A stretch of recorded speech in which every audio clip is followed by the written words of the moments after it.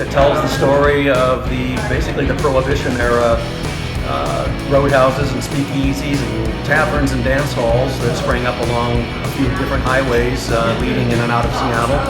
And almost all of them are gone, but we're sitting here at the Shanty, which is one of the last 2 or 3 that are left.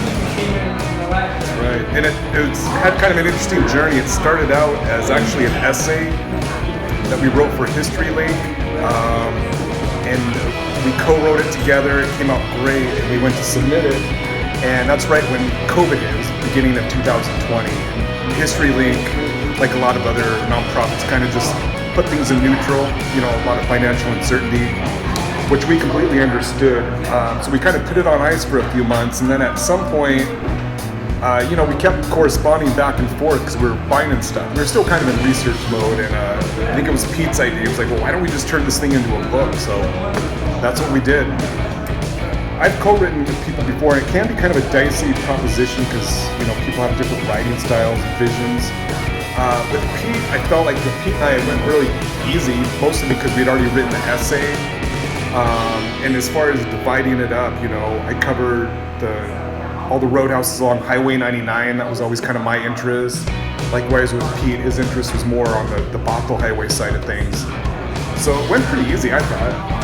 I would agree, and the other thing is that Brad has an expertise in, he's probably one of the foremost Prohibition era historian experts here in the Pacific Northwest, and I, of course, music and entertainment history, and then we sort of overlapped with an interest in the venues, the ballrooms and the dance halls and the speakeasies that had both alcohol and bands, so it worked for us.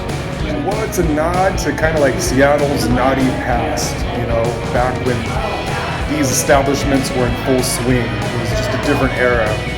And I think people appreciate that. People like that. People like kind of the regional naughtier side of things.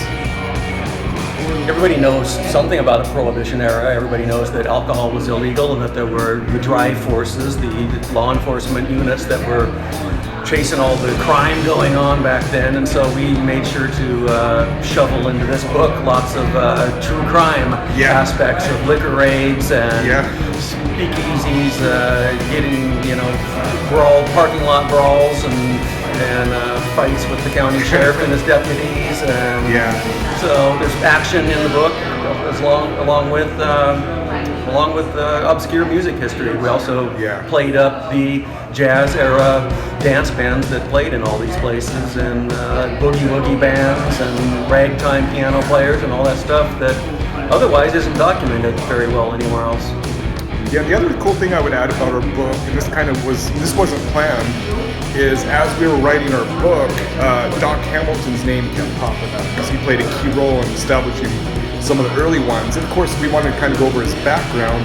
And so what ended up happening is we ended up basically telling his entire story, which, we didn't originally set out to do that. But so this is the first book that kind of captures his entire story, and it's kind of woven through our different establishments that we covered, which I thought that was really neat how that just kind of evolved. Well, here we are on Lake City Way, which originally was a logging road. It was just a wagon road, and then it turned into the Bothell Highway.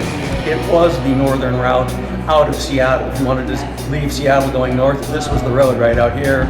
So here we are sitting in the Shanty, one of the last few roadhouses left, and we are going to have a book release party here. Brad and his team, he has a group of people who have a podcast, and it happens to focus on what? So it's called Dim Lights and Stiff Drinks, the Dive Bars of Seattle. So we go over the history of the region's local drinking establishments, especially the older ones. So it fits right in.